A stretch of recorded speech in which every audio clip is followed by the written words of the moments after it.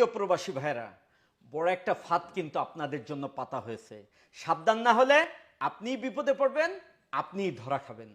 ইদানিংকালে প্রবাসী ভাইদের কাছ থেকে অনেক অভিযোগ পাচ্ছি, বিশেষ করে যারা মধ্যপ্রাচ্যের দেশগুলো অবস্থান করছেন তারাই কিন্তু এ ধরনের প্রতারণার শিকার বেশি হচ্ছেন। শুরুটা হয় ইমোতে বন্ধুত্বের মাধ্যমে। ইমোতে হয়তো বা আপনাকে হাই হ্যালো করে, আপনিও রিপ্লাই করেন, এভাবে দুজনের ঘনিষ্ঠ হয়।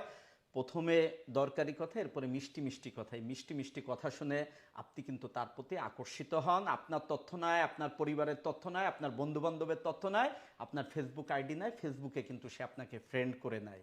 এরপরে যখন এই মিষ্টি মিষ্টি কথা এক পর্যায়ে অনেক সময় পার্সোনাল ছবি আদান প্রদান করেন, নগ্ন ছবি আদান প্রদান করেন, এবং ভিডিও কলে কিন্তু নগ্ন হয়ে কথাবার্তা বলা হয়। এই সুযোগে সে কিন্তু স্ক্রিনশট এবং ভিডিওগুলো রেকর্ড করে রাখে।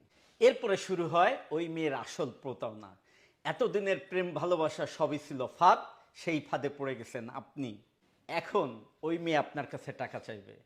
যদি আপনি টাকা দিতে না চান, আপনাকে ভয় দেখাবে। আপনার এতদিনের যে ভালোবাসার নগ্ন যেসব ছবি, স্ক্রিনশট, ভিডিও তার কাছে আছে, সেগুলো বলবে আপনার ওয়াইফের কাছে পাঠাবে, পরিবারের বন্ধু বান্ধবের কাছে দিবে, না হলে ভার্চুয়াল জগতে আপনাকে ভাইরাল করে দিবে। এখন তো আপনার ইজ্জতের ভয়, মান সম্মানের ভয়।